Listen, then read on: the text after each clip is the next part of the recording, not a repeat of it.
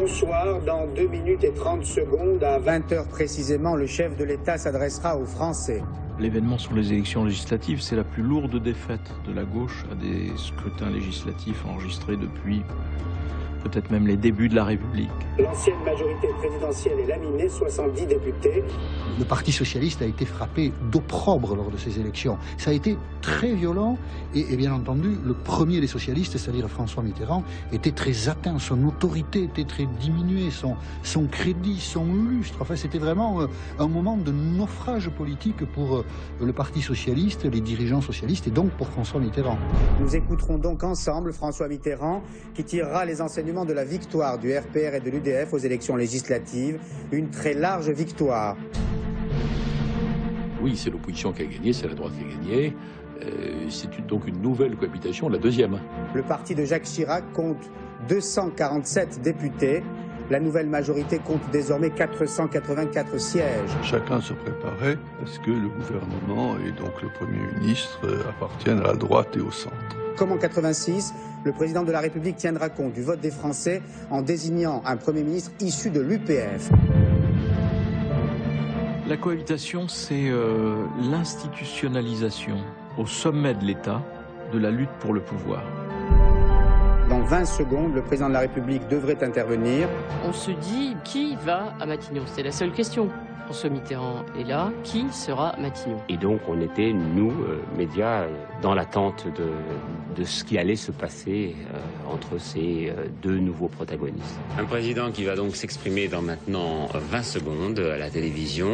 Peut-être donnera-t-il d'ores et déjà le nom du Premier ministre qu'il va choisir dans la nouvelle majorité. Je propose donc de rejoindre l'Élysée avec cette intervention du chef de l'État.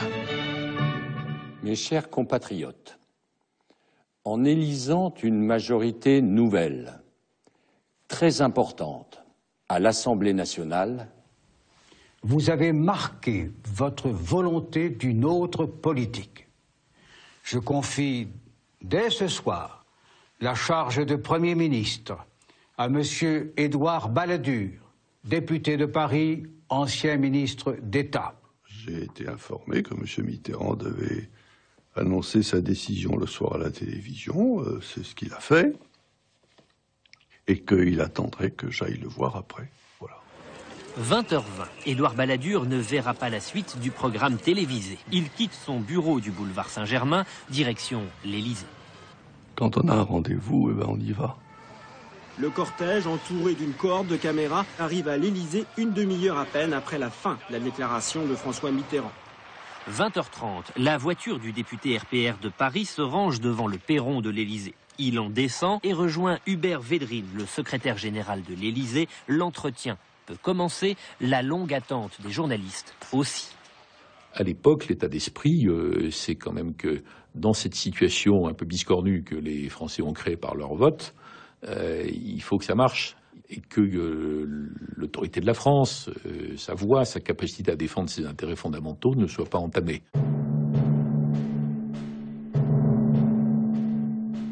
Mes chers compatriotes, vous avez exprimé votre rejet du socialisme. Votre choix s'impose à tous. Il s'impose au président de la République. Il devra nommer un Premier ministre qui aura toute la confiance de la nouvelle majorité.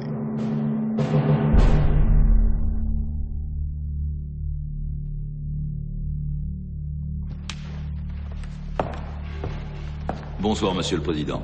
Bonsoir, Monsieur le Premier ministre.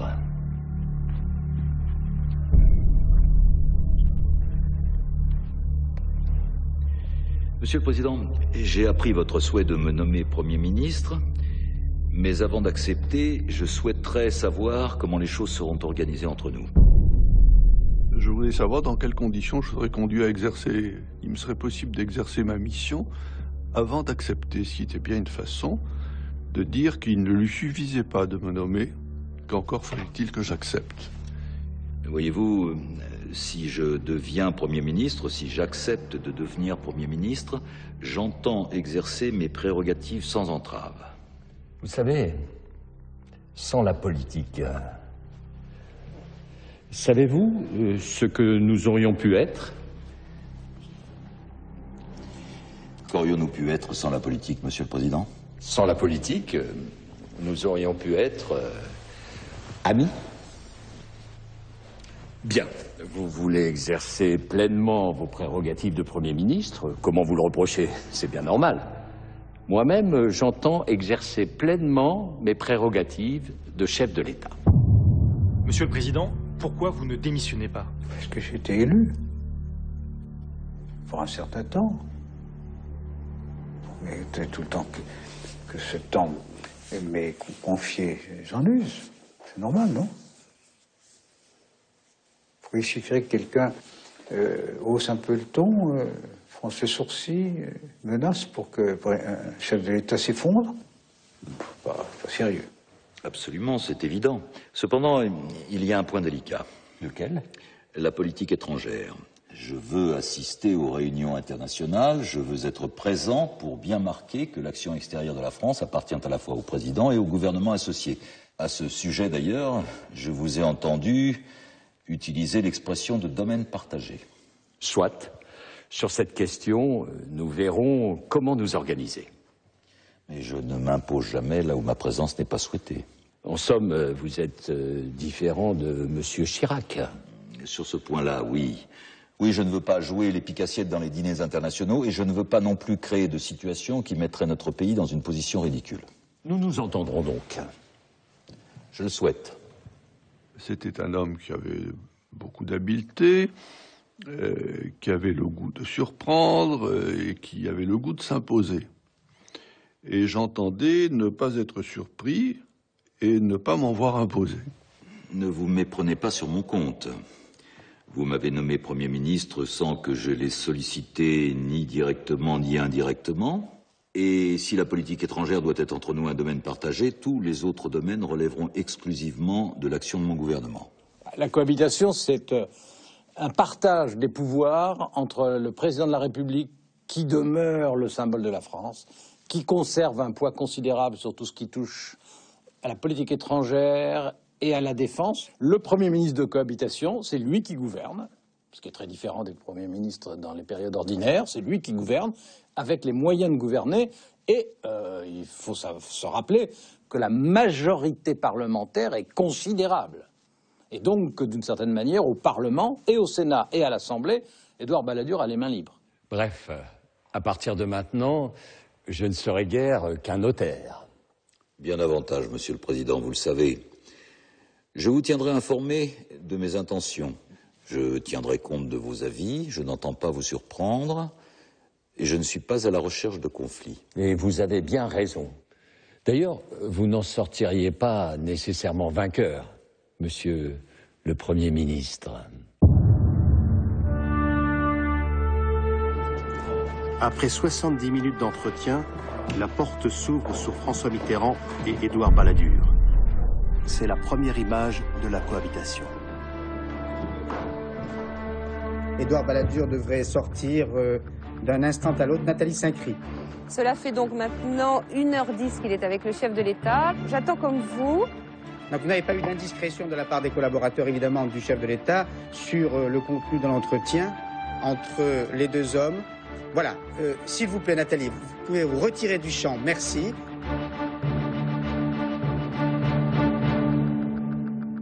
On est en 1993. Quelle est l'image de Balladur? L'image de Balladur, elle n'est pas très bonne. Parce qu'on avait tous ce souvenir de Balladur, ministre des Finances, des caricatures, la chaise à porteur, le grand bourgeois, voilà. Bien sûr, dans la vie publique, il y a toujours une part de moquerie et le surnom de Balamou était amusant, bon, très bien. Mais tout le monde avait compris aussi que c'était un homme de caractère. C'est quelqu'un qui est très intelligent, qui est très expérimenté, qui avait une petite expérience du secteur privé, ce qui est rarissime dans le monde politique et notamment parmi les premiers ministres, et qui a un grand sens du pouvoir et de l'autorité, et notamment de son pouvoir et de son autorité, et c'est quelqu'un de très réfléchi. Édouard Balladur, nouveau Premier ministre, issu de la nouvelle majorité, écoutons-le. Le président de la République a bien voulu m'inviter à venir le voir il m'a fait part de sa décision de me nommer Premier ministre. Je l'ai accepté. Ce qui est original avec ce qui va donc devenir la deuxième cohabitation, c'est que le Premier ministre n'est pas le chef du parti vainqueur. Le chef du parti vainqueur, c'est Chirac. Monsieur Chirac, vous nous entendez? Monsieur Chirac? C'est-à-dire que Jacques Chirac avait dit de manière très nette, parce qu'il en avait été traumatisé, qu'il ne reviendrait pas en cohabitation face à François Mitterrand. Oui, mais bien sûr, Jacques Chirac avait expérimenté à l'occasion de la première cohabitation le fait que c'était extrêmement difficile, en période de crise, d'être Premier ministre et durablement populaire, surtout à partir du moment où on devient candidat à l'élection présidentielle. Et Jacques Chirac a la chance d'avoir à côté de lui Édouard Balladur, dont il pense que c'est un homme faible. Il se moque des maux de tête permanents d'Édouard Balladur. Ce type-là, parce qu'on lui dit, mais si vous laissez aller Balladur à Matignon, mais il sera candidat à la présidentielle. Balladur, candidat à la présidentielle. Mais vous me faites rire, Charles. Donc, c'est Édouard qui ira à Matignon. Pour moi, il me servira moi. Quant à moi, à la place qui est la mienne, je lui apporterai tout mon appui. J'avais eu une conversation avec Jacques Chirac la veille des élections législatives. Il m'avait dit, mais si jamais M. Mitterrand m'appelle pour être Premier ministre, je lui dirai que je ne veux pas et je lui dirai de vous nommer. Mais je lui dis, gardez-vous-en bien, s'il vous appelle, acceptez, moi je ne suis pas en concurrence. Et il m'avait dit, mais si j'accepte, est-ce que vous me soutiendrez vous soutiendrez ma candidature à la présidence de la République? Et je lui avais répondu, mais ça dépendra du soutien que vous apporterez à mon action de Premier ministre si je suis Premier ministre. Bon, le moins que je puisse dire, c'est que ce soutien n'a pas été constant dans le temps. Je vais dès demain me consacrer à la formation du nouveau gouvernement. Je souhaite y parvenir le plus rapidement possible. En ce moment même, Édouard Balladur soumet au président de la République la composition de son futur gouvernement. Alors, M. Mitterrand a fait quelques remarques sur les uns et sur les autres. Il ne reculait pas toujours devant une certaine acidité dans le propos, mais enfin, bon, il avait de l'esprit aussi, ce qui était assez amusant. C'est-à-dire qu'il faisait des commentaires nom par nom sur la Pas nom par nom, il y avait certains noms l'inspiraient plus que d'autres. Par exemple pas d'exemple. Mesdames et messieurs, sont nommés ministres. Madame Simone Veil, ministre d'État, ministre des Affaires sociales, de la Santé et de la Ville. Monsieur Charles Pasqua, ministre d'État, ministre de l'Intérieur et de l'Aménagement du Territoire. Monsieur François Léotard, ministre d'État, ministre de la Défense. Monsieur Alain Juppé, ministre des Affaires étrangères. Monsieur François Fillon, ministre de l'Enseignement supérieur et de la Recherche. Monsieur François Bayrou, ministre de l'Éducation nationale. Monsieur Nicolas Sarkozy, ministre du Budget, porte-parole du gouvernement. Mesdames et messieurs, je vous remercie. Alors concrètement, la cohabitation, ça se passe comment? Alors concrètement, il y a le Conseil des ministres. Bonjour, Monsieur le Premier ministre. Bonjour, Monsieur le Président. Président de la République, Premier ministre, qui est précédé par un entretien en tête-à-tête, président-premier ministre dans le bureau du président.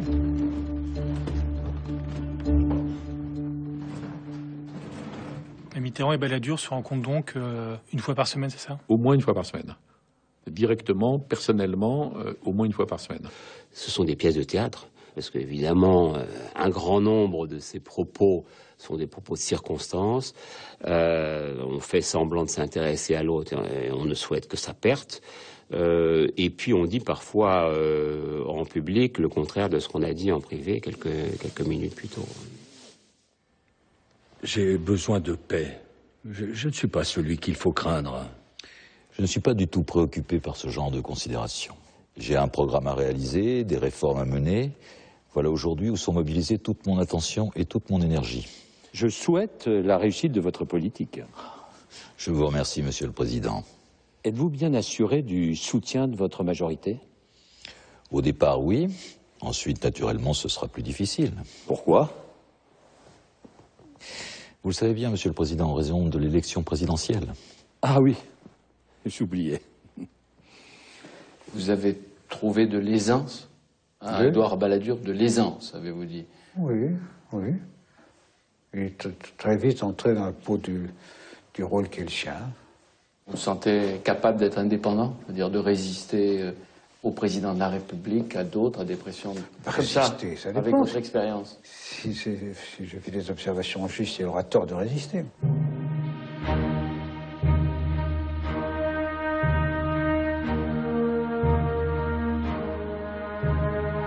La cohabitation commence, et ce matin, vous aviez le premier Conseil des ministres de la deuxième cohabitation. Votre premier mot? Je dis quelques mots, quelque chose comme vous êtes, ou plutôt nous sommes ici, parce que le peuple l'a voulu, au service de la République et de la France. Je pense que le mieux est donc de commencer à travailler tout de suite. Point final.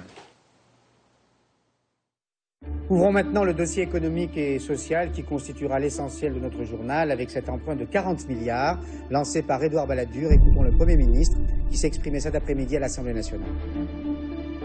J'ai donc décidé, en accord avec Monsieur le ministre de l'Économie, qu'un emprunt serait émis dans l'attente des premières recettes de privatisation pour permettre à la fois aux Français de témoigner leur confiance dans l'action de redressement qui est engagée, à l'État de disposer plus vite de recettes pour financer les actions prioritaires urgentes. Alors je suis arrivé à Matignon, la situation de la France était une situation préoccupante. Elle était en récession, la plus grave depuis la guerre.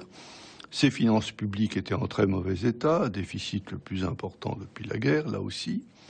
À partir de là, mon projet il était clair et simple, c'était une réforme suffisamment rapide, il fallait qu'elle soit rapide, importante et profonde pour tenter de remédier à ces maux. La meilleure preuve que le pays l'a bien compris, c'est que cet emprunt, j'avais émis un emprunt de 40 milliards de francs, on a souscrit 110 milliards de francs.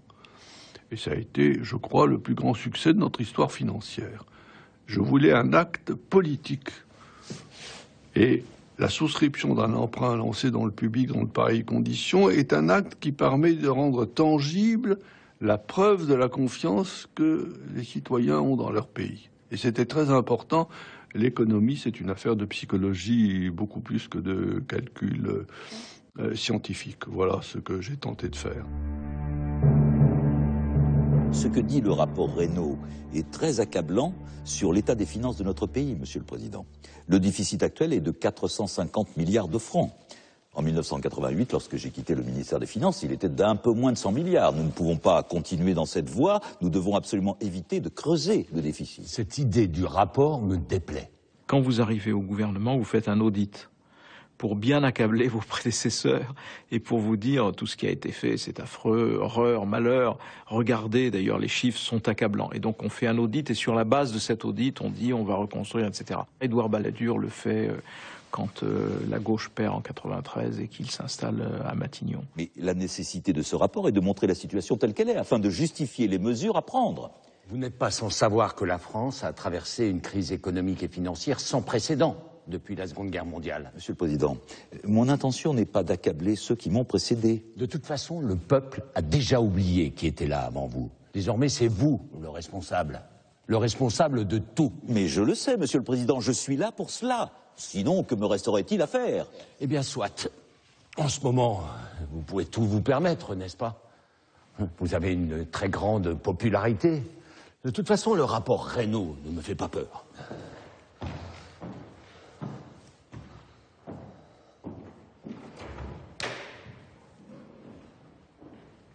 Mon intention n'est pas de faire peur, Monsieur le Président.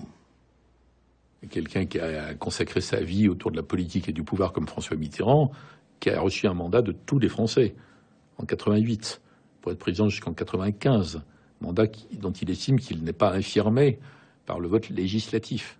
Des Français qui ont élu non pas un autre président, il n'y a pas deux présidents en même temps, mais les Français ont élu un Parlement qui est différent. Donc évidemment, il veut peser jusqu'à la dernière minute. Quelqu'un qui ne veut pas peser sur le cours des choses n'est pas en politique.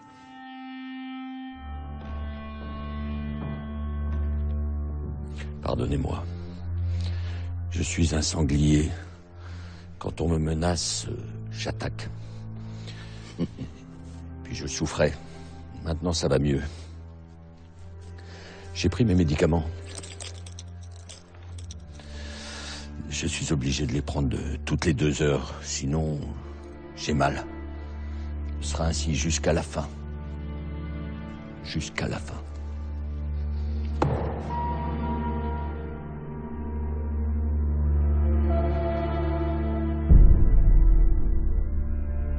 La question centrale de la cohabitation 93-95, c'est la santé du président. Et le rôle historique d'Édouard Balladur a été en effet de protéger la présidence.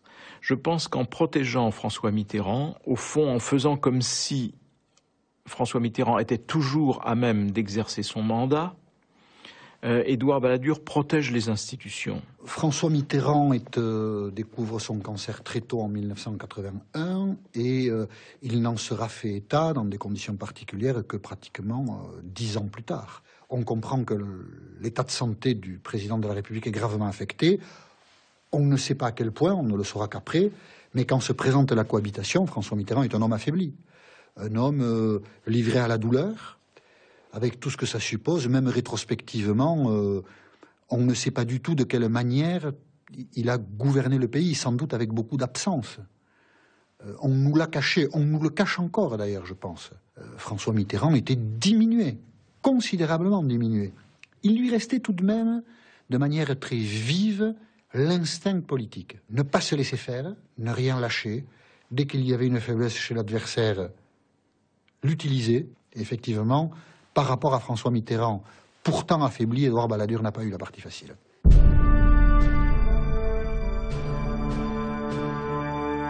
J'ai annoncé une décision. C'est ma décision, celle d'interrompre les essais nucléaires. Monsieur le Président, je suis au regret de constater que nous avons plusieurs points de divergence. Je vous écoute, Monsieur le Premier ministre. Bien. En premier lieu, notre position sur la reprise des essais nucléaires. Les États-Unis demandent un nouveau moratoire. Vous soutenez cette position, mais ce n'est pas celle du gouvernement. Tous les experts considèrent en effet... Je ne crois pas aux experts. Je ne crois pas aux experts, mais je crois dans la dissuasion. Je ne suis pas comme Giscard qui déclare qu'il n'aurait jamais utilisé l'arme nucléaire. Quand on dit ça, on ne fait plus peur à personne. Dissuader, c'est faire peur. Précisément. Tout donne à penser que les essais nucléaires sont indispensables pour la mise au point définitive de nos armes. Ensuite, nous pourrons cesser les essais, nous nous contenterons de simulations. Mais ne vous gênez pas, vous n'avez qu'à dire le contraire de moi. Monsieur le Président, quel visage aurait donc la France si je vous contredisais publiquement sur ce sujet? Pendant 12 ans, avant que vous n'entriez dans ma vie, on a essayé de me faire croire que les essais nucléaires étaient indispensables. En fait, je n'en crois rien. Je vous laisse agir, mais sur cette question qui relève de la défense, votre position est contraire à ma conviction. Je ne veux pas de reprise des essais nucléaires. Je m'opposerai à toute mesure prévoyant leur poursuite, et je suis entêté. Nous reparlerons de ce sujet essentiel pour la France, car voyez-vous, Monsieur le Président, tout comme vous, je suis très entêté. Édouard Balladur, le Premier ministre, a exprimé un avis différent du vôtre ce matin. Est-ce que ce point de désaccord majeur peut nuire à la cohabitation jusqu'en 1995 ? C'est un point de désaccord majeur. M. Mitterrand souhaitait arrêter les essais nucléaires avec le raisonnement qui consiste à dire qu'il n'était pas convaincu qu'il fallait techniquement, pour des raisons techniques, les poursuivre, et que de toute façon, comme nous étions hostiles à la prolifération, il fallait qu'on donne l'exemple en cessant nous-mêmes nos essais. Nous donnons l'exemple. La France a donné l'exemple. Qu'on en finisse avec ces essais nucléaires et aussi, ça veut dire en finir avec le surarmement nucléaire.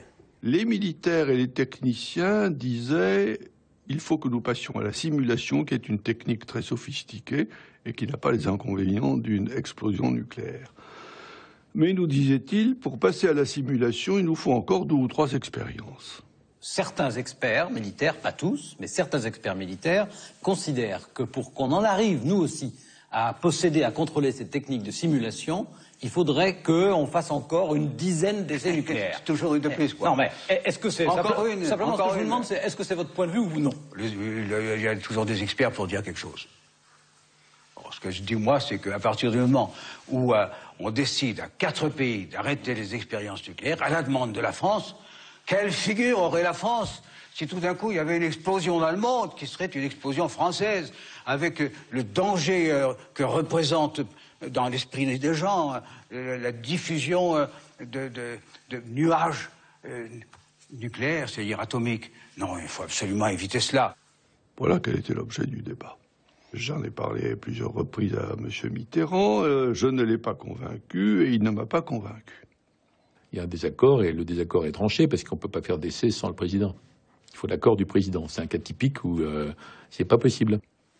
Arrêter les expériences nucléaires, c'est une décision. C'est la mienne puisque cela relève de ma fonction. Il est en matière militaire, sécurité nationale, c'est lui le décideur ultime. Alors qu'est-ce qui se passe dans ce cas-là? Alors, on est venu me dire, mais écoutez, vous n'avez qu'à les décider. Parce que la majorité, le camp de droite vous a dit, décidez vous-même. Oui, décidez vous-même. Alors, le camp de droite, c'est Jacques Chirac qui est venu me dire ça. Vous avez le pouvoir de décider. Alors j'ai convoqué le chef d'état-major général des armées, et je lui ai dit, il a été un peu surpris d'ailleurs, je lui ai dit, mais voyons, si je vous demandais de procéder à un essai nucléaire, est-ce que vous m'obéiriez? Et il m'a répondu, non, monsieur le Premier ministre, c'est le président de la République qui décide. Je lui ai dit, c'est également mon avis. Donc je prends acte du fait que vous ne suivriez pas mes instructions si je vous donnais de pareilles instructions. Et j'ai donc dit à mes interlocuteurs de la majorité qui étaient venus me donner des leçons d'autorité, de courage, d'affirmation, que c'était pas la peine de s'agiter, et que moi, Premier ministre, je ne voulais pas introduire le désordre dans l'État sur un sujet d'une pareille importance et d'une pareille gravité. La cohabitation n'empêche pas que sur certains pouvoirs précis, c'est un exemple, le président a le dernier mot. Les choses ne sont pas arrêtées le lendemain. Il n'y a pas eu démission du président, dissolution de l'Assemblée, etc. Non, ça a continué. Il y a un désaccord précis qui a été tranché dans ce sens et ça a continué. C'est juste Édouard Balladur qui a dû cirer les dents et faire avec. En tant que Premier ministre, il avait une thèse, il a bien dû reconnaître que sur ce point, c'est le président qui avait le dernier mot. Il faut jouer le jeu. Voilà. Enfin, ceux qui ne m'aimaient pas beaucoup, ils étaient quand même quelques-uns, en ont conclu que décidément j'étais un homme qui n'avait pas le caractère nécessaire. La politique française à présent. Édouard Balladur entame son 4e mois à l'hôtel Matignon. Et le Premier ministre a présenté un bilan des 100 premiers jours de son gouvernement. Pour Édouard Balladur, Matignon, c'est une affaire de temps. Et le Premier ministre de la deuxième cohabitation le répète, il a 2 ans pour agir. Pourtant, depuis 100 jours, Édouard Balladur a plutôt choisi le style marche forcée. Des projets de loi par dizaines, un plan de redressement économique, plus un emprunt d'État, plus des privatisations annoncées, et pour les résultats, la nécessité de convaincre ou de faire patienter les sceptiques. En tout cas, la cote de popularité du Premier ministre de la deuxième cohabitation reste étonnamment élevée après ses 100 premiers jours de gouvernement. Tous les instituts de sondage ne font-ils pas d'Édouard Balladur le meilleur présidentiable de droite devant Jacques Chirac? Vous savez quelle est la dernière rumeur de la matinée? On est venu me dire, un député RPR généralement bien renseigné, que Balladur aurait dit hier ou avant-hier qu'il avait l'intention d'être candidat au présidentiel. Ah. Ça, c'est vraiment un type de rumeur inepte.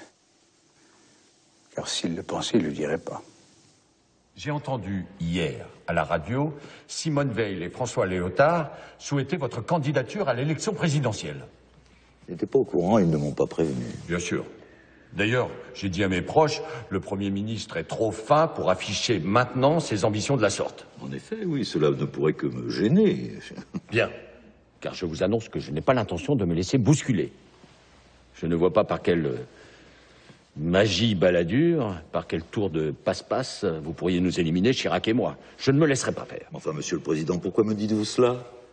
Quels propos ai-je tenus? Quelle attitude ai-je eue qui puisse fonder votre remarque?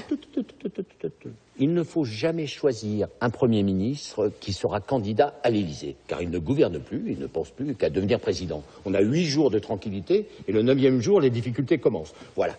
Je tenais à vous dire ce que je vous ai dit, et bien sûr, cela n'est pas un avertissement. Ah bon, et qu'est-ce donc alors? Enfin, je ne vois vraiment pas ce qui, dans mon attitude, peut fonder vos soupçons. Et permettez-moi de vous faire remarquer, Monsieur le Président, que vous n'aviez pas à me dire ce que vous m'avez dit. Soyons clairs. Il y a de grandes chances pour que vous me succédiez. Je n'ai rien contre Chirac, mais il n'a pas le niveau nécessaire. Quant à Giscard, il n'existe plus. Il a gâché sa carrière. Vous, c'est autre chose. Certes, vous ne méritez pas que des compliments, mais vous gouvernez en pensant au pays et à son avenir.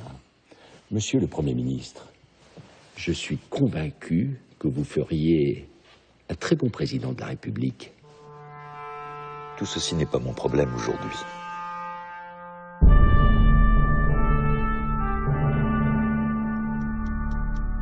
Deux décrets publiés aujourd'hui au journal officiel instituent le CIP. Désormais, les entreprises pourront payer leurs jeunes employés à un salaire égal à 80% du SMIC. Le contrat d'insertion professionnelle, ça ressemble furieusement à la création d'un SMIC jeune qui ne dit pas son nom. Aujourd'hui, ce que veut le gouvernement, c'est sous-rémunérer les jeunes. Et ça, c'est inadmissible. Parce que c'est pas la solution de l'avenir. Ils ont déserté les lycées, les IUT et les facs. 9 000 manifestants selon la police, près de 15 000 selon les organisateurs. Mobilisation très forte des jeunes. L'agressivité contre le gouvernement est due à l'inquiétude et au désarroi. En 1993, comme aujourd'hui d'ailleurs, l'accès des jeunes sur le marché du travail est très difficile, très compliqué.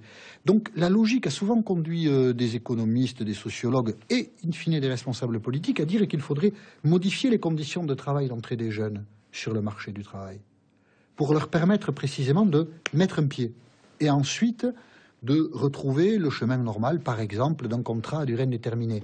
Donc ça suppose un sas d'entrée. La réflexion amène assez naturellement à ce type de conclusion. Et dès que vous essayez de le faire pratiquement, vous déclenchez contre vous des forces que vous ne maîtrisez pas. Qu'est-ce que dit le contrat d'insertion professionnelle? Il dit qu'un jeune qui a moins de 25 ans peut se voir offrir pour une durée de 6 mois et prolongée de 6 mois, 1 an au total, un contrat dans lequel on le paie 80% de la rémunération normale. Pourquoi? Parce que pour une partie de son temps, il est mis sous l'autorité d'un tuteur qui lui apprend comment fonctionne l'entreprise et qui lui transmet son expertise et son savoir. Voilà ce dont il s'agit. Merci, Monsieur le Premier ministre. Je vous mets en garde. Vous allez avoir de grandes difficultés sur le plan social avec cette affaire de CIP. Mais enfin, pourquoi cela? Ce n'est pas contre vous.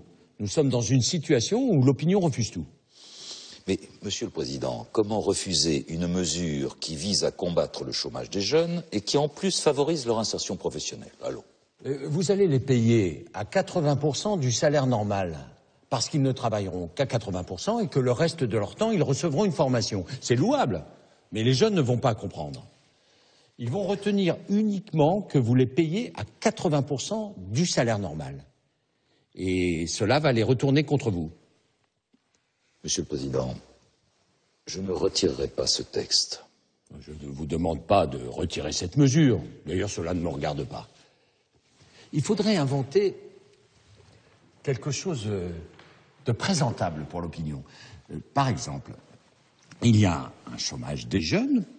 Je cherche de bonne foi toutes les solutions. Mieux vaut travailler que de ne pas travailler. Aidez-moi. Il faut que vous apparaissiez comme le défenseur des jeunes. Mais, Monsieur le Président, il me semble que le CIP va précisément dans ce sens. La manif des jeunes contre le contrat d'insertion professionnelle, elle a commencé dans le calme, elle a terminé différemment. Sur les pancartes, les patrons en rêvaient, Balladur l'a fait. Un slogan fédérateur contre le contrat d'insertion professionnelle, le SMIC jeune dans la ligne de mire des lycéens et des étudiants. On veut qu'il le retire en entier, c'est tout ce qu'on demande. Édouard Balladur se retrouve entre 93 et 95 face à la rue. Vous imaginez que François Mitterrand ne va pas bouder son plaisir et ne va pas jeter un peu de poivre ou un peu de sel ici et là pour bien entretenir la flamme des protestataires. C'est évident. Votre Premier ministre a été secoué ces jours-ci. On lui a reproché de mettre en place une sorte de SMIC jeune. Est-ce que c'est une décision maladroite et grave? Annoncer que les jeunes, et particulièrement ceux qui ont fait des études, déjà c'est importante, Bac plus 2, on leur offre quoi? Et c'est la manière dont la chose a été dite, 80% du SMIC. Vous ne pouvez que créer la panique. François Mitterrand est la seule guêpe au monde qui puisse piquer plusieurs fois sans disparaître pour autant. C'est-à-dire qu'à chaque fois, il sait exactement le moment où il va falloir piquer et faire mal. En disant 80% du SMIC, on s'attaque au principe du SMIC. On le met en cause. On avoue que l'un des objectifs du patronat, c'est de faire sauter ce levier. François Mitterrand reste, malgré la maladie, malgré l'affaiblissement, un animal politique extrêmement aiguisé. Donc il voit bien les difficultés d'Édouard Balladur, il le laisse s'affaiblir, et au moment où il est assez faible, il délivre sa parole pour faire en sorte que Édouard Balladur soit contraint de retirer son projet. Plus bas, face au CRS, le ton monte. Casseurs contre forces de l'ordre. Plusieurs étudiants essayent de s'interposer en vain. En plus, les jeunes et les réseaux qui interviennent sur le CIP, c'est les réseaux François Mitterrand. C'est Génération Mitterrand, c'est proches, c'est les bébés Mitterrand qui sont aussi derrière ça et qui accompagnent les jeunes qui manifestent. Ça donne l'occasion au président de commenter la politique de son Premier ministre. Et là encore, il tense Édouard Balladur. Ça veut dire que la cohabitation n'était finalement pas si douce que ça. Bien sûr que non. Et là, je dirais, ça fait partie du jeu. Dès que vous en avez un qui commence à avoir le mollet qui se porte un peu moins bien et commence à boitiller, eh bien l'autre en profite. À l'intérieur de nos frontières, le drame du chômage, le problème des banlieues, le problème des jeunes, votre jugement sur l'action d'Édouard Balladur. Monsieur Balladur fait une politique qui, sur bien des plans, je n'approuve pas certains aspects de sa politique sociale. Ça n'implique pas la mise à mal d'un certain nombre d'acquis sociaux. Mais ça, tous les Français le savent.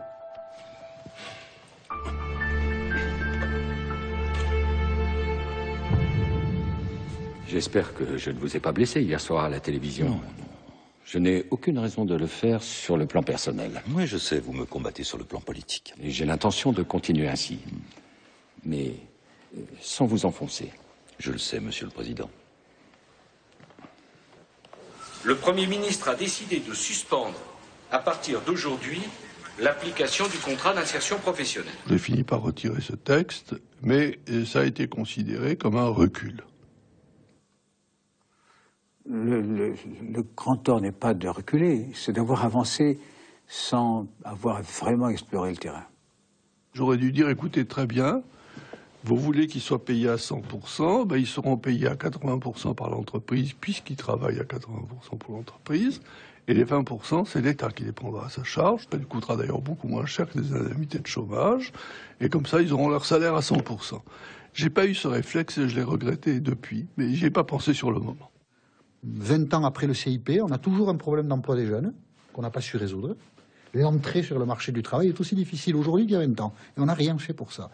Donc, rétrospectivement, on peut se dire qu'Édouard Balladur avait plutôt raison et les jeunes avaient plutôt tort.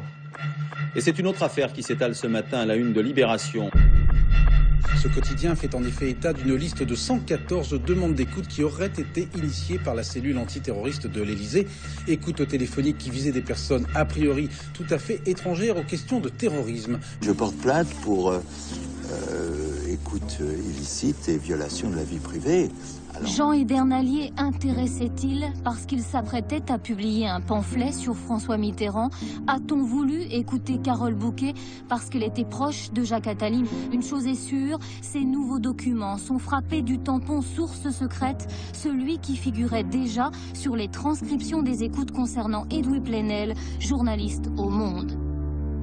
D'abord, il y a eu cet article dans Libération sur les écoutes téléphoniques auxquelles auraient procédé les gendarmes de l'Élysée. Et voilà qu'aujourd'hui, les avocats d'Edoui Plenel demandent qu'on lève le secret défense. C'est absurde!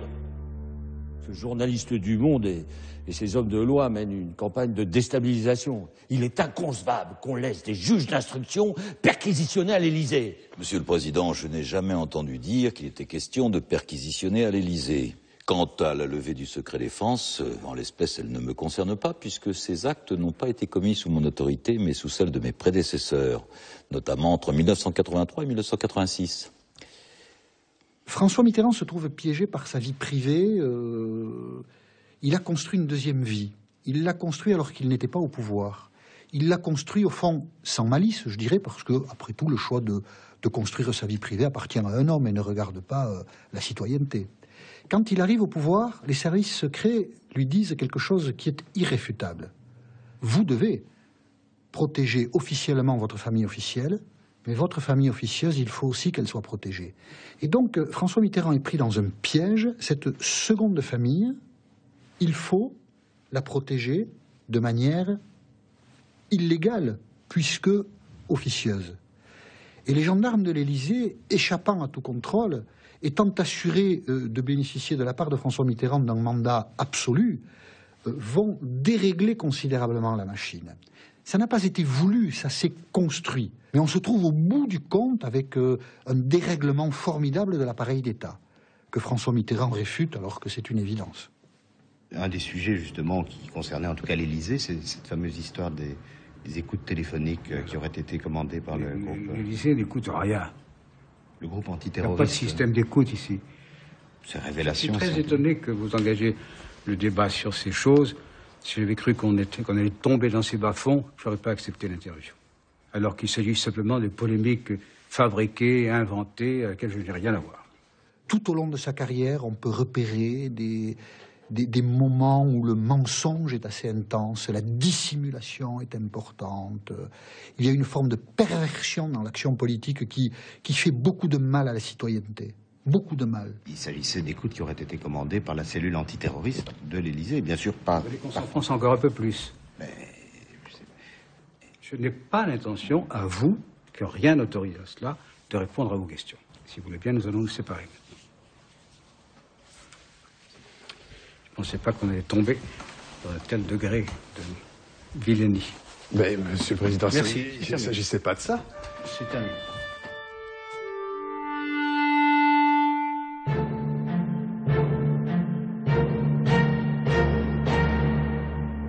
Il y avait chez lui, comment vous dire, il y avait une sorte de complexe obsidional.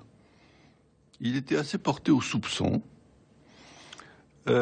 toujours sur ses gardes, très vigilant pour tout ce qui pouvait avoir des allures d'agression ou de mise en cause de lui-même ou de ceux qui lui étaient chers.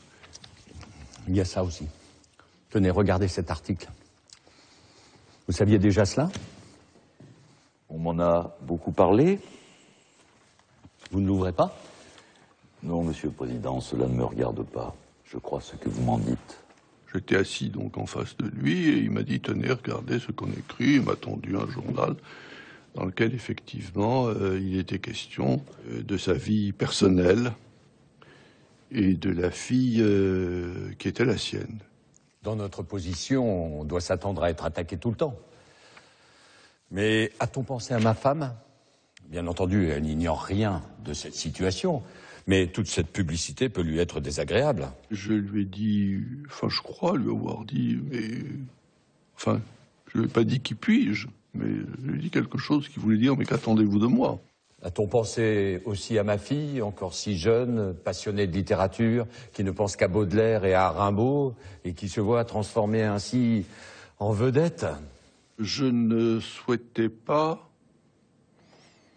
pénétrer dans un domaine qui n'était pas le mien, et qui était celui de son intimité, et dont je considérais que je n'avais pas à me préoccuper, ni à interférer dans ce domaine-là. Au fond, tout ça m'est bien égal. Ce qui serait gênant, c'est qu'on découvre un bébé de 5 mois, rose et souriant. Une jeune fille de 20 ans. Bonsoir. Monsieur le Premier ministre, bonsoir. Et merci de vous prêter à cette heure de vérité exceptionnelle. Cela fait 10 mois que vous êtes à la tête du gouvernement. Je voudrais faire une sorte de bilan très bref et très rapide. La croissance, elle était négative, elle est redevenue positive aujourd'hui. Elle sera de combien cette année? Nous tablons sur 1,4 à 1,5. C'était moins 0,8 l'année dernière. Ça fait quand même un écart de plus de 2%. Le chômage, il continue à augmenter, mais il augmente 2 fois moins vite. Le budget de l'État a un déficit moins important. Les comptes sociaux, c'était 110 milliards de déficit. La sécurité sociale était menacée de faillite. C'est 40 aujourd'hui. C'est encore énorme. Enfin, c'est quand même 40 au lieu de 110. Les retraites, qui étaient en état de quasi-faillite, nous les avons sauvées. En matière de politique étrangère, il n'y a pas eu de désaccord globaux, pas de désaccords théoriques, pas de désaccords d'analyse. Le système marchait bien, donc le président a le dernier mot, mais le gouvernement joue tout son rôle. Le ministre Alain Juppé joue un rôle très important.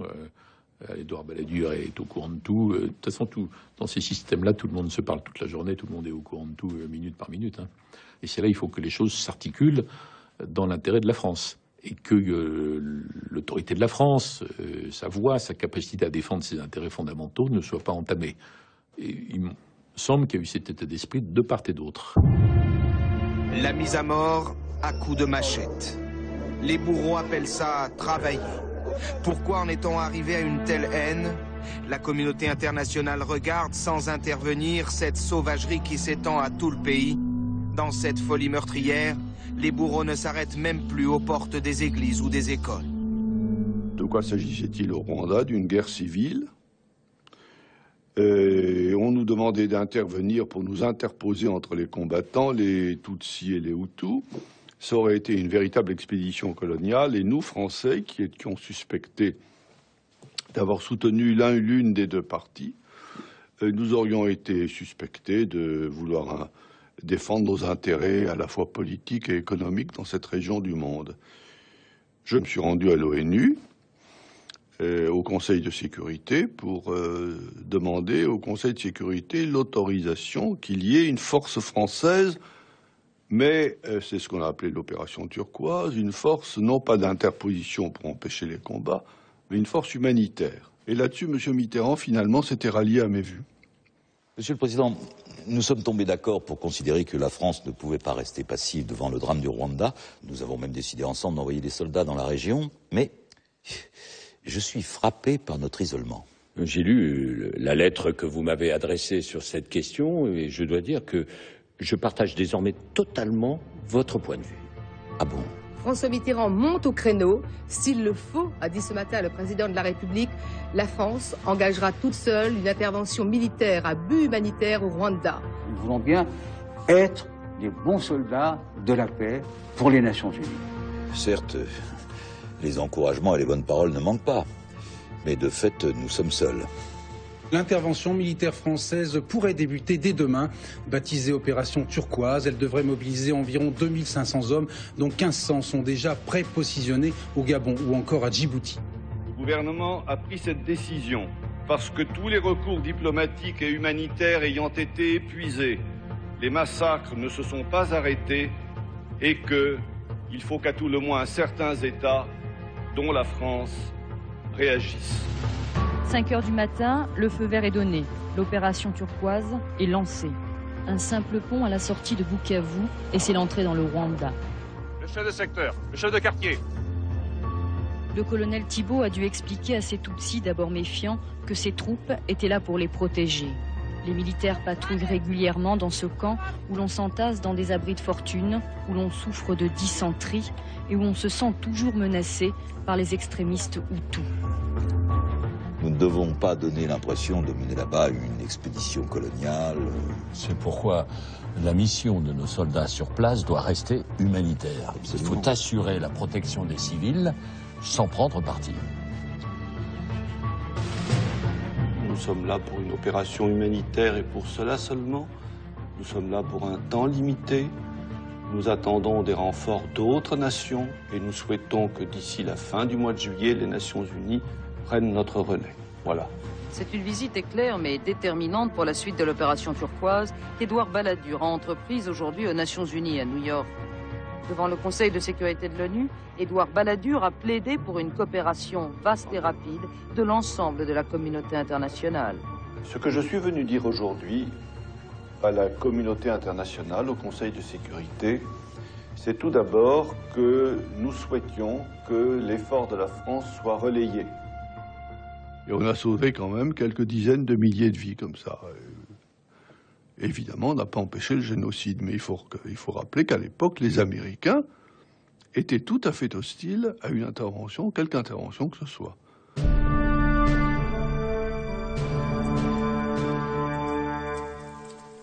Quel temps de chien! Oui, c'est un mois d'août très pluvieux. Comment allez-vous, Monsieur le Président?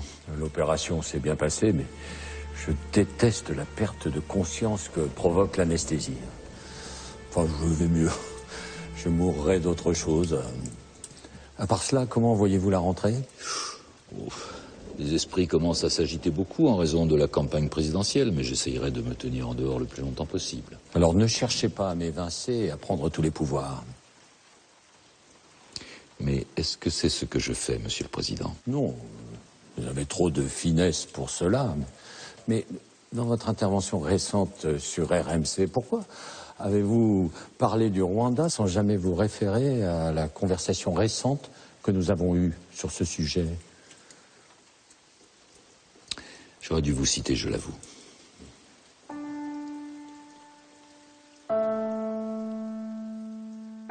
C'est vrai que progressivement, Édouard Balladur prend un poids supplémentaire sur la scène internationale. Il le fait parce que c'est son intérêt de futur candidat, de se donner une dimension internationale.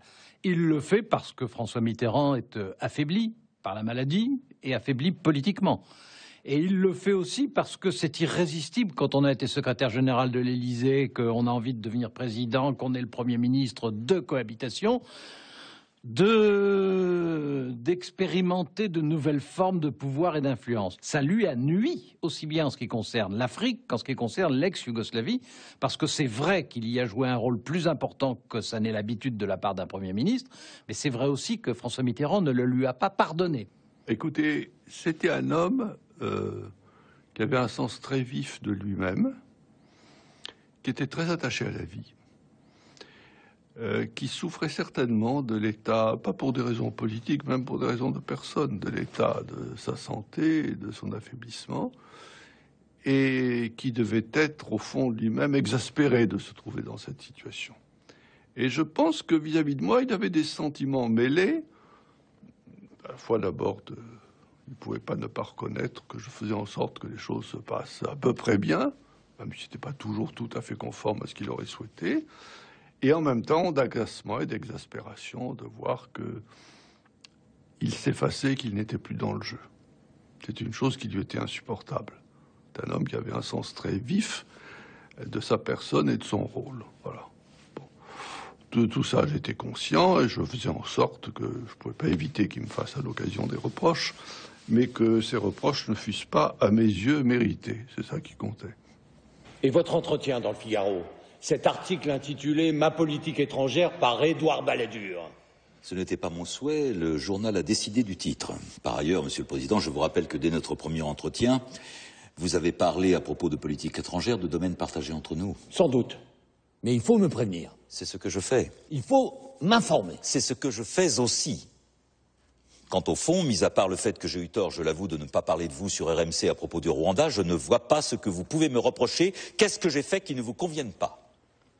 Monsieur le Premier ministre, si vous ne voulez pas être soumis à des attaques, au lieu de faire de la politique, vous feriez mieux d'entrer au couvent. D'ailleurs, je crois que vous auriez des dispositions pour cela. Je crois vous avoir déjà dit, Monsieur le Président, que je trouvais bien conformiste l'idée que vous faites de mon prétendu conformisme. Je me réfère à ce que je sais. Mais vous ne savez pas tout. Vers le mois d'août-septembre, il a trouvé que je ne respectais pas suffisamment ses prérogatives. Vous en faisiez trop. C'est ça, oui, parce que j'avais donné une interview à un journal sur l'avenir de l'Europe.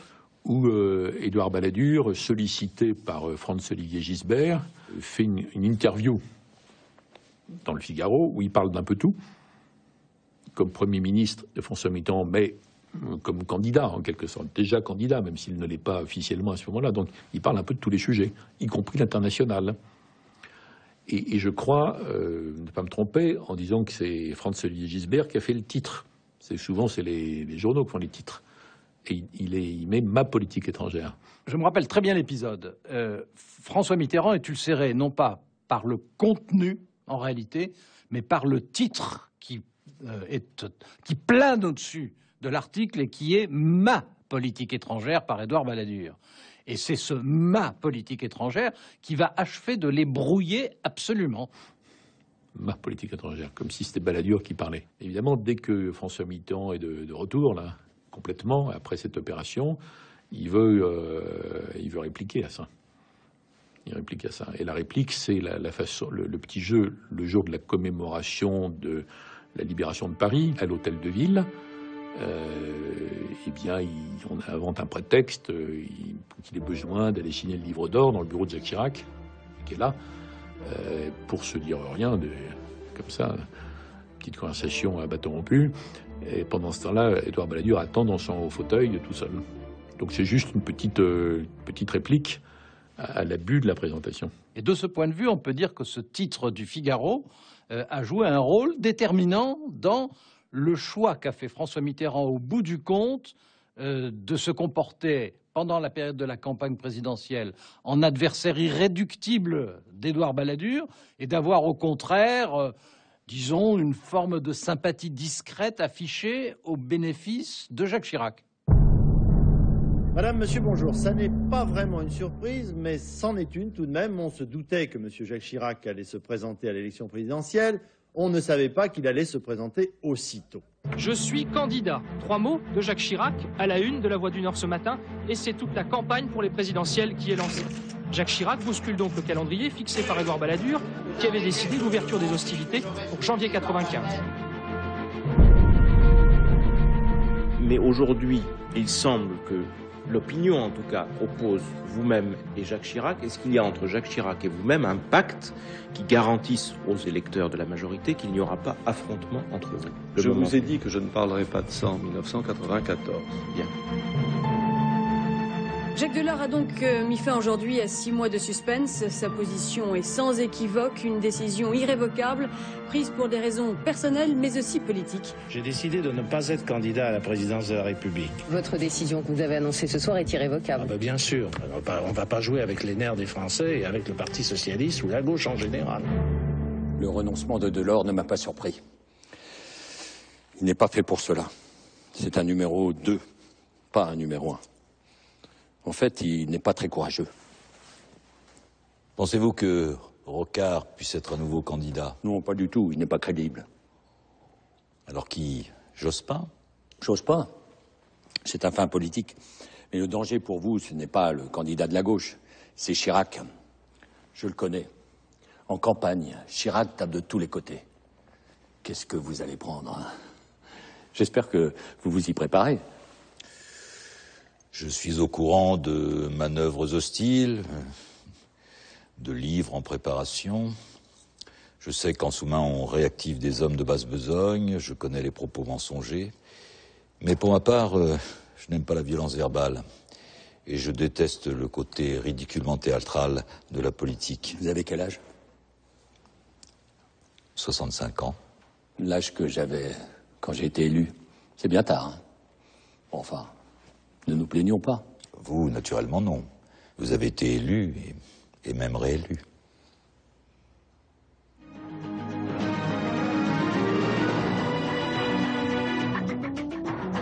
Madame, Monsieur, bonsoir. Un Airbus A300 d'Air France à destination de Paris est retenu depuis la fin de la matinée sur l'aéroport d'Alger par 4 hommes fortement armés. 42 passagers au total sur 271 ont été libérés par le preneur d'otages, dont on ignore encore pour l'instant les motivations précises et surtout les revendications. L'aéroport a été évacué. Des troupes d'élite ont pris position autour de l'appareil. D'après des témoins, plusieurs coups de feu auraient été entendus, mais cette information n'a pas été confirmée. Une prise d'otage d'un avion français avec beaucoup de Français à bord, c'était un défi considérable qui pouvait se terminer par un massacre. C'est vrai que ça n'a pas été géré par l'Élysée, mais que ça a été géré par Matignon et l'intérieur. Où est le président? Que fait-il? Il n'était pas là, c'était Noël. Je crois qu'il était parti en Italie, je ne sais pas où.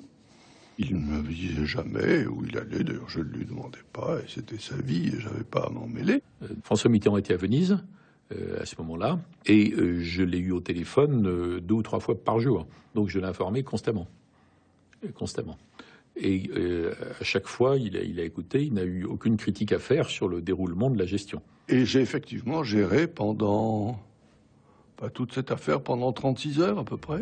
Une adolescente qui vient d'être libérée, encore en état de choc, raconte « C'est terrible, j'ai entendu des coups de feu, c'est la panique dans l'avion, tout le monde est terrorisé. Les passagers exécutés ont été sortis sur la passerelle puis tués. » Vous avez le sentiment que la situation peut se débloquer rapidement?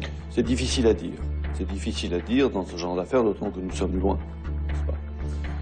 Et que nous, Français, nous ne sommes pas les maîtres de cette situation, puisque ça se passe sur un sol étranger, sous l'autorité d'un gouvernement étranger.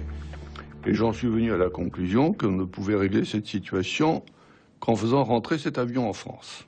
Sachez que je vous tiens désormais pour personnellement responsable du sort des otages. Et finalement, j'ai dit au président algérien que je mettrais en cause sur le plan international sa responsabilité s'il arrivait malheur à nos concitoyens. Je vous mets en demeure, vous entendez? Je vous mets en demeure de laisser décoller cet avion pour la France. Non, comprenez-moi bien, Monsieur le Président, ça n'est pas un souhait, c'est une exigence. Voilà, c'est ça. Je vous remercie. Bonsoir, Monsieur le Président. 2 heures du matin à Alger, lorsque l'Airbus A300 d'Air France, toujours aux mains du commando islamiste, a reçu le feu vert des autorités algériennes pour décoller à destination de l'aéroport français de Marseille-Marignane. Et j'ai fini par obtenir gain de cause, et l'avion a atterri à Marignane. L'avion est immobilisé depuis presque 10 heures. Tout le périmètre de l'aéroport est bouclé. J'ai donné l'ordre de l'assaut en disant que je ne me prononçais pas ni sur l'heure, ni sur les moyens à utiliser, mais que je demandais qu'on libère nos otages et que si besoin on donne l'assaut. Ne dites plus rien, ne dites plus rien.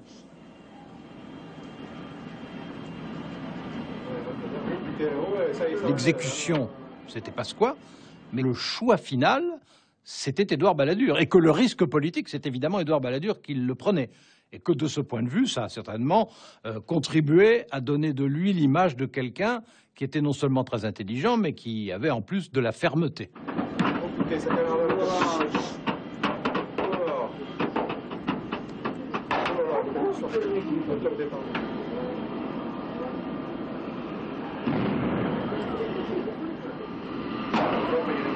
Oh merde, il y en a un qui est touché. Oh putain. Pendant toute cette période, Mitterrand est malade. Pendant toute cette période, Mitterrand souffre. Pendant toute cette période, Mitterrand n'est que témoin, ce qui lui déplaît énormément. L'assaut est réussi. Et donc voilà, c'est le chemin assuré pour Édouard Balladur, direction l'Élysée. L'élection présidentielle est gagnée. J'ai décidé de présenter ma candidature à la présidence de la République. J'avais en tête un projet d'action et de réforme pour la France que manifestement j'étais le seul à pouvoir défendre et à défendre. Vous aviez le sentiment que vous étiez unique? Que j'étais unique? Unique, non. Non, non. Je suis moins prétentieux que vous ne semblez le croire. J'ai pas eu le sentiment que j'étais unique. J'ai eu le sentiment que j'étais parmi les candidats possibles le seul qui croyait à ce type de projet et qui avait la volonté de le mettre en œuvre.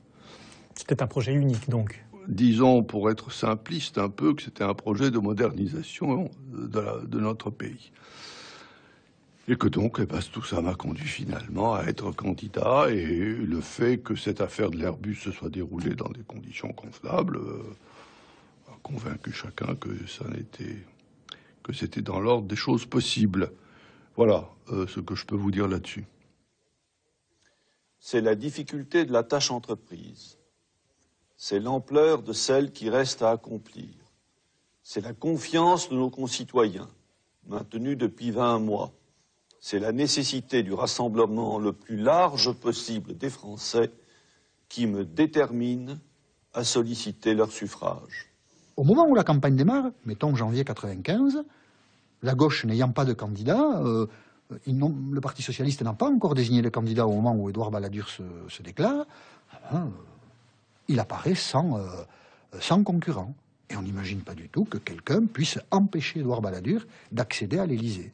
D'où d'ailleurs, dans ce climat d'euphorie, alors que la situation économique est difficile, que la crise est là, mais malgré tout dans ce climat d'euphorie, on voit bien qu'Édouard Balladur a ses sens un peu émoussés, puisqu'il va se déclarer de Matignon. Les Français veulent un roi, mais ils veulent que le roi soit simple. Donc se déclarer candidat dans un palais de la République, c'est une bêtise énorme. Mais il va la faire. Il va la faire parce que lui-même ne voit pas bien qui peut lui résister et qui peut l'empêcher d'aller à l'Élysée. Il ne voit pas qui peut faire ça. Ben oui, il ne voit pas, mais il a tort. En cet instant, Je mesure avec émotion la gravité de ma décision. Et c'est là que la machine se dérègle et qu'on s'aperçoit que on n'est pas président autoproclamé. Quand on n'a pas fait de campagne, quand on n'est pas un homme politique, quand on n'est pas un homme de terrain, eh ben, la machine s'enraye très vite. Monsieur le Premier ministre, connaissez-vous les méthodes efficaces pour diriger les partis politiques? Assez peu, je l'avoue. Eh bien, cela se voit. Un jour, il m'a dit effectivement, est-ce que vous connaissez bien le maniement des partis? Ce qui était une façon de me dire qu'il s'interrogeait sur mes capacités politiques. Il y avait toujours un peu de sel dans le sucre des plats qu'il préparait. Voilà, alors je lui ai dit non, pas très, je vous cache pas que ça ne me passionne pas. Sans doute parce que tout cela ne m'intéresse guère. Les rivalités de personnes, les querelles de clans, les querelles de chapelles, les affrontements pour le pouvoir déguisés en débat d'idées. Tout ceci n'est pas mon affaire. C'est sans doute la raison pour laquelle je suis venu tard à la politique, mais je conviens qu'il faut en passer par là. Il m'a dit, il faudrait quand même apprendre. D'une certaine manière, c'était un homme politique à l'ancienne. Il faut bâtir autour de vous une organisation pour peser sur les décisions. Il faut être craint pour être écouté. Je pense que Édouard Balladur craint d'être à son tour victime de l'art politique de François Mitterrand, qui est aussi un art de la séduction, qui est un art de la séduction en tête-à-tête, où en effet il peut saisir une personnalité et jouer peut-être de ses faiblesses, et peut-être a-t-il deviné certaines des faiblesses d'Édouard Balladur. Donc Balladur, c'est ça qu'il craint. Moi, j'ai le cuir tanné. Je ne l'ai pas tanné moralement, mais politiquement, car il faut toujours se battre. La politique est une route difficile. On ne peut pas la pratiquer si on n'est pas suffisamment armé.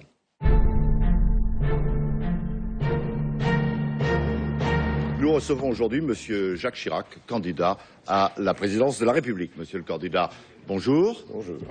Monsieur Balladur, qui semblait bénéficier d'une sorte d'état de grâce permanent, presque d'état d'immunité, eh bien, a commencé à décliner.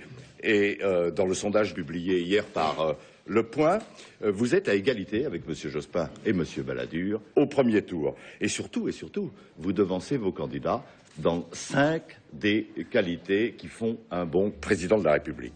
Une deuxième campagne s'ouvre donc à J-56. Une deuxième campagne qui s'annonce très ouverte. Il n'y a plus aujourd'hui de favoris des sondages.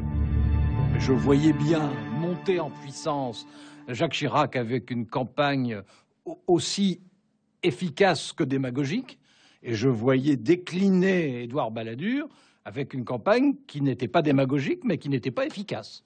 Il faut continuer à réduire les déficits, il faut continuer à maintenir la stabilité de la monnaie, car si on ne le fait pas, c'est la croissance qui sera menacée. Édouard Balladur, qui incarnait le gouvernement, donc des décisions difficiles, était le seul qui ne faisait pas du tout rêver. Il fallait aller sur le terrain pour montrer aux gens qu'il les aimait. Et c'est ce qui lui a manqué pendant la campagne. Les Français, en période électorale, voulaient rêver et non pas être éveillés. Ça libère la voie à la plus grande opération d'enfumage à laquelle on est assisté, c'est-à-dire Jacques Chirac, qui, depuis quelques mois,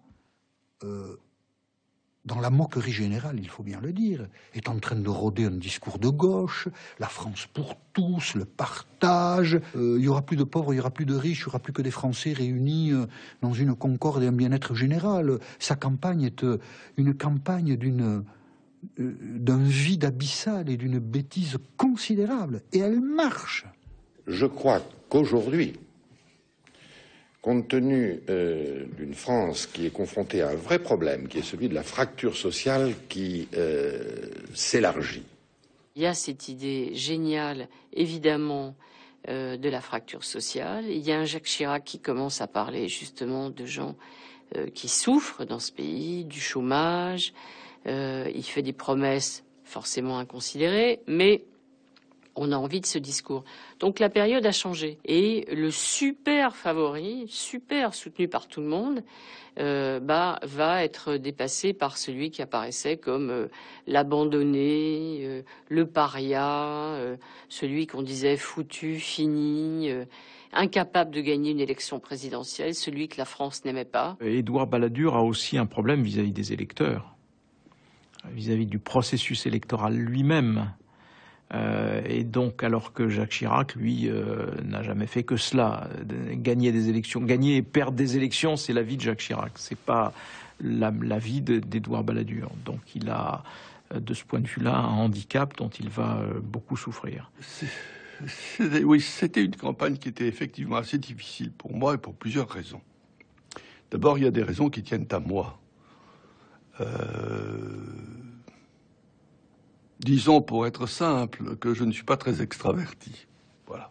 Et puis, il y avait contre moi, finalement, la majorité de la classe politique. J'avais contre moi la gauche, ça va de soi, c'est tout à fait normal.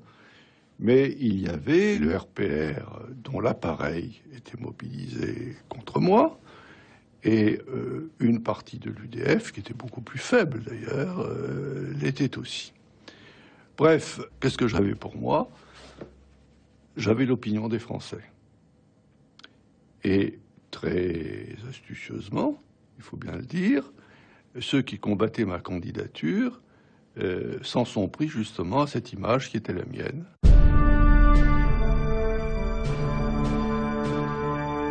Jospin fera au premier tour 20 à 22%, s'il est bon. Vous passerez devant Chirac. Aujourd'hui, vous seriez élu sans difficulté. Je suis confiant pour vous. Et pourtant, j'ai des reproches à vous faire. Encore. Lesquels? Vous avez dit hier, dans votre émission sur France Inter, que l'affaire des écoutes de l'Élysée était une affaire semblable à celle du Watergate. Non, je n'ai jamais dit ça. Si, vous l'avez dit. Non. On m'a posé une question à propos de... J'ai confiance en vous, vous le savez, mais n'êtes-vous pas concerné vous-même par une affaire d'écoute? Ah. Vous voulez parler des écoutes Schuller-Maréchal? Cette affaire suscite un grand émoi. L'Élysée est assailli de coups de téléphone. Même Raymond Barre a appelé pour dire son indignation contre le recours à de tels procédés. Il me faut du temps pour y voir plus clair dans cette affaire. Il est impossible de garder quoi que ce soit secret. Je vous l'ai dit, Monsieur le Président, j'ai besoin d'un délai pour connaître la vérité.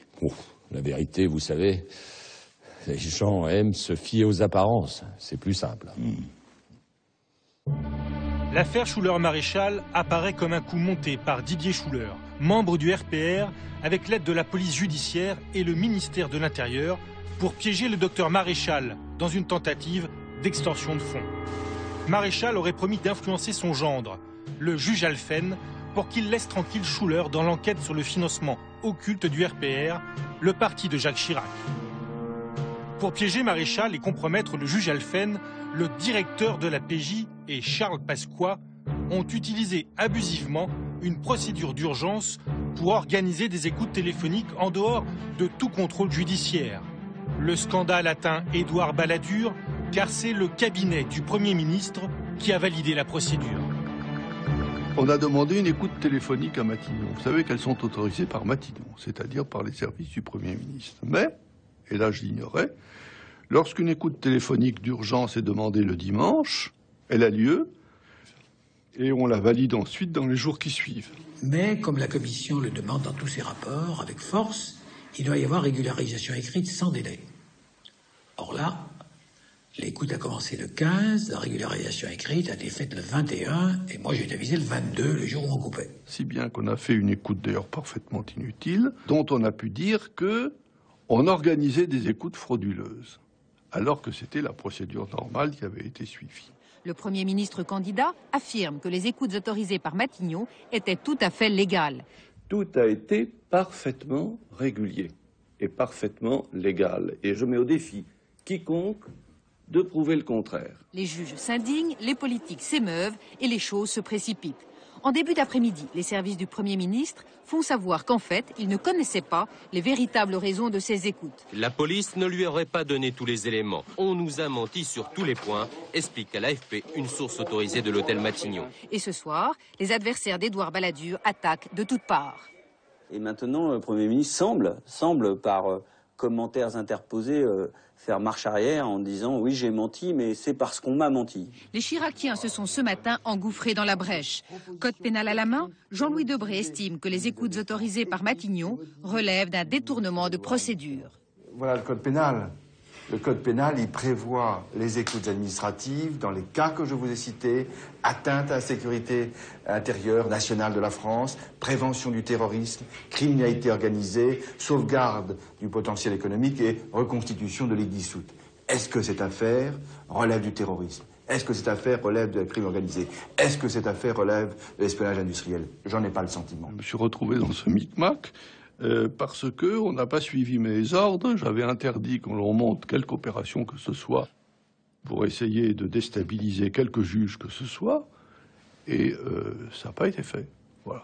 Ça a été, l'affaire Schuller-Maréchal, ça a été un handicap pour Édouard Balladur, non pas parce qu'il en était responsable, c'était pas lui qui était responsable, mais parce qu'il avait une image d'intégrité. Et que cette image d'intégrité a été fissurée par cette affaire au plus mauvais moment. C'est d'ailleurs pour ça que cette affaire a été lancée, bien entendu. Je sais, oui. Bon, enfin, écoutez, ça fait partie... Vous savez, la politique, c'est... Comment vous dire? C'est l'art parfois, de manipuler l'opinion publique. Vous êtes tombé dans un piège, dans un traquenard? Ah oui? Quels en sont les auteurs? Ah bah écoutez, je ne le sais pas bien. Vous avez une petite idée quand même? J'ai une idée, bien sûr, mais je ne veux jeter le discrédit sur personne. Alors à qui profite le crime? Oui, c'est une autre façon de poser la question. Et il peut profiter aux autres candidats. À qui profite le crime? Oh bah Chirac. Ça, alors, il n'y a pas l'ombre d'un doute. C'est-à-dire un Jacques Chirac qui est tout sauf gentil, tout sauf aimable, qui est un tueur. Tous les gens qui, à un moment ou à un autre, ont voulu s'opposer ou se mettre en travers de la route de Jacques Chirac ont été éliminés, assez souvent par des juges. Et donc surgit l'affaire Schuller-Maréchal, en plein cœur de la campagne présidentielle, au moment où l'opinion doute, au moment où l'opinion bouge. D'ailleurs, c'est le moment où on voit bien que les courbes commencent à se préparer à s'inverser. Et maintenant, le constat en guise de conclusion. Les événements de ces derniers jours interviennent dans une période cruciale, à 2 mois seulement du premier tour de l'élection présidentielle.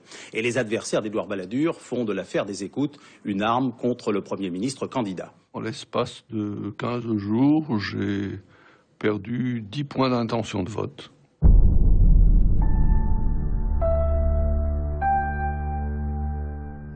Je suis en mauvaise forme. La radiothérapie m'épuise. J'ai très mal au dos. Vous aussi, ça ne va pas fort. Oh, cette histoire d'écoute m'a fait chuter brutalement de 10 points dans les sondages. Cela donne du piment aux commentaires de la presse et du suspense à l'élection présidentielle. Il vous reste 15 jours. Si vous avez quelque chose à faire pour renverser le courant, c'est maintenant qu'il faut le faire. Après quoi, il sera trop tard. Je sais, Monsieur le Président, je sais, mais certains procédés me répugnent. Ouf, vous avez peut-être raison. Ou alors je me fais vraiment vieux. Je m'obstine à ne pas voir Chirac comme président. C'est un hanneton dans un tambour. S'il était élu, il déclarerait la guerre au Panama dans les 8 jours. Il vaudrait mieux pour la France que ce soit vous qui la dirigiez. En tout état de cause, je ne veux pas me laisser gagner par l'inquiétude. C'est cela qui compte, la paix intérieure. Il y a des tourbillons qui agitent les choses, mais au-dessous, l'âme reste un lac calme. Je le pense aussi, Monsieur le Président. Je vous souhaite une bonne journée. Et moi aussi. Au revoir, Monsieur le Premier ministre. Au revoir, Monsieur le Président.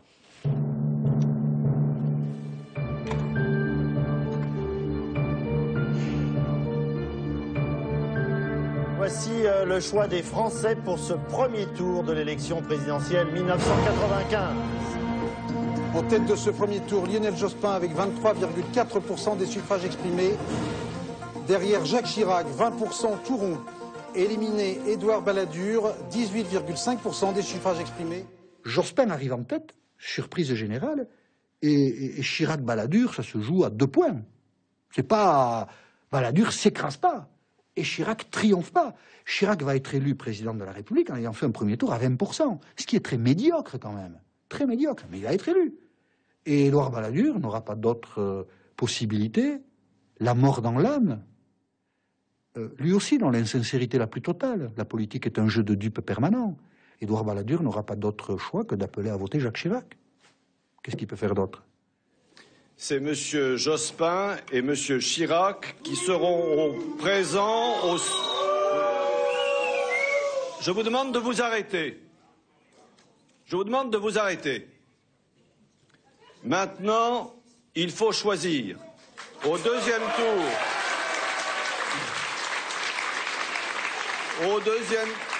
Au deuxième tour, je voterai pour Jacques Chirac et je demande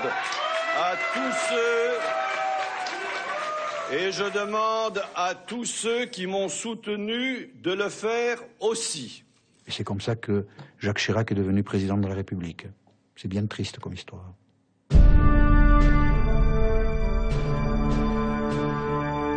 Comment était le président avec vous au lendemain de ce résultat? Il m'a téléphoné pour me dire des choses aimables.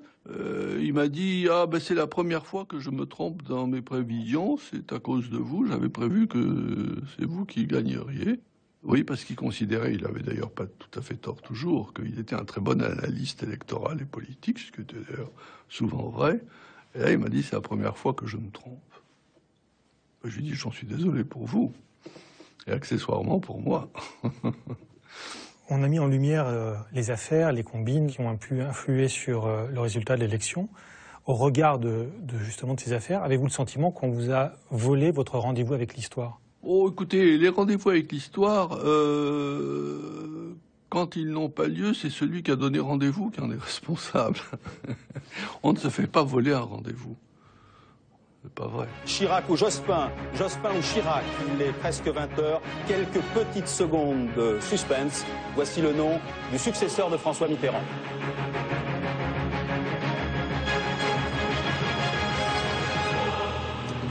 Jacques Chirac, élu président de la République. Dernier virage avant l'Élysée. Jacques Chirac arrive. Sur le perron, le président sortant attend son successeur.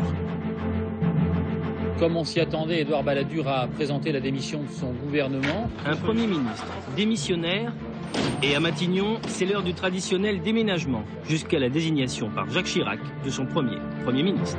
Vous quittez donc l'un et l'autre vos fonctions. Quel souvenir gardez-vous de cette cohabitation avec François Mitterrand?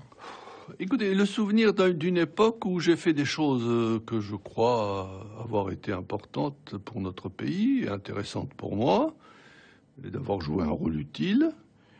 Un peu le souvenir d'une occasion manquée, parce que j'aurais aimé que ça se termine autrement pour ce qui me concernait. Et j'ai été en contact avec quelqu'un avec qui j'avais certaines affinités, mais nous étions extrêmement différents l'un de l'autre. Vous gardez quelle image de lui, celle d'un adversaire, ou finalement il y avait quelque chose qui peut ressembler à de l'amitié? C'est peut-être un peu fort, mais à certains sentiments, peut-être. Oh, d'un adversaire... Oui, mais de l'amitié, non. Vous savez, l'amitié, c'est à base de confiance. Et j'avais toujours tendance à me demander quel est l'objectif qu'il poursuivait en me disant telle ou telle chose. Mais enfin, c'était un personnage intéressant à coup sûr. Voilà, merci.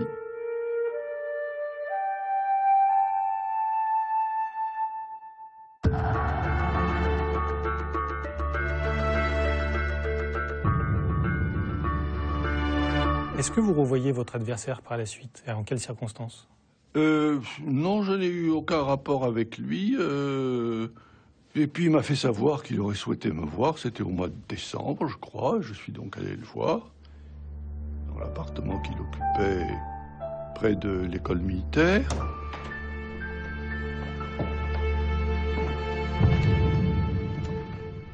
j'ai trouvé un homme qui n'était pas en très bonne forme, qui était fatigué, qui avait mauvaise mine, qui avait beaucoup maigri. Et puis voilà, les choses ont pris fin comme ça. Je suis heureux de vous voir. Bonsoir, Monsieur le Président.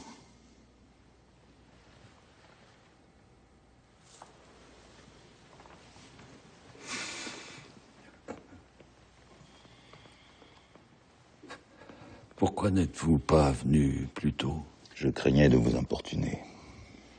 Vous êtes toujours le même. Vous attendez qu'on vous sollicite. Pourtant, cela vous a coûté cher aux élections. Vous avez attendu que les Français viennent vous chercher, au lieu d'aller vers eux. Cela aurait dû vous servir de leçon. Leçon trop tardive, Monsieur le Président. À quoi bon maintenant y revenir? Permettez-moi de vous le redire. Vous êtes trop orgueilleux. Vous attendez qu'on fasse appel à vous. C'est vrai. Mais il vous est arrivé parfois de me donner quelques leçons de modestie. Oui. Oui, je sais. Vous êtes fait ainsi. Mais vous ne vous dites pas que vous auriez pu prendre davantage sur vous? Que vous auriez pu sortir de vous-même? Peut-être.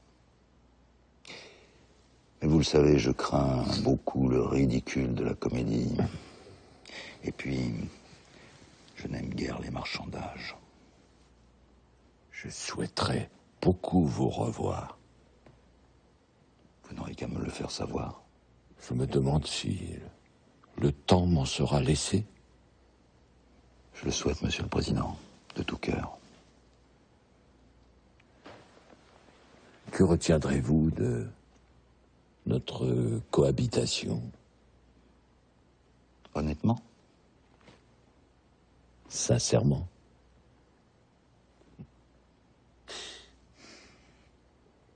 Bien, je retiendrai que le pouvoir ne se partage pas. Décidément. Vous êtes comme moi.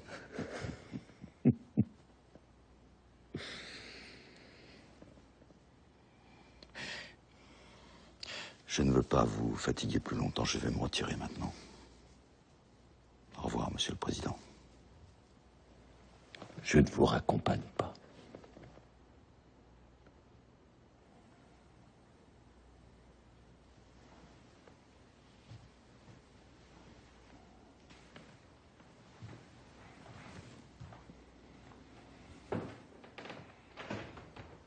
Adieu, Monsieur le Premier ministre.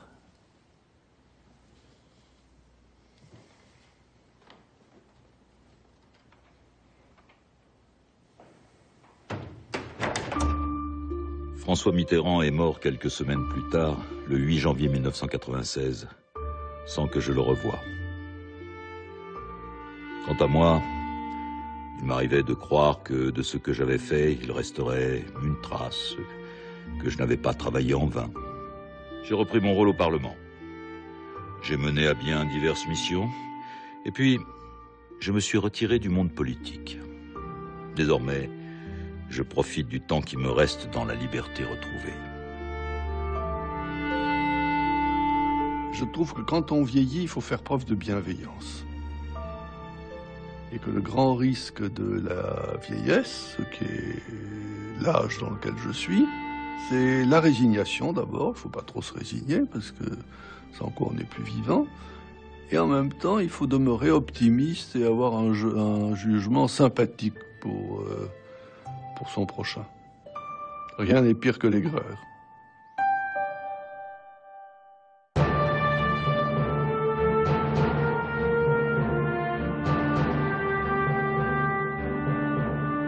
Personnel, quel souvenir ou quel élément en tout cas vous gardez de cette cohabitation? Vraiment la grande question de la destitution ou non du président de la République en raison de son état de santé. Je vois que le pouvoir conserve d'une certaine façon, car François Mitterrand, de mon point de vue, n'aurait certainement pas pu résister aussi longtemps s'il n'avait pas eu ce désir d'aller jusqu'au terme de ces 2 septennats. La cohabitation de 95 qui met aux prises deux personnages forts, dissimulateurs, calculateurs, à une dimension romanesque.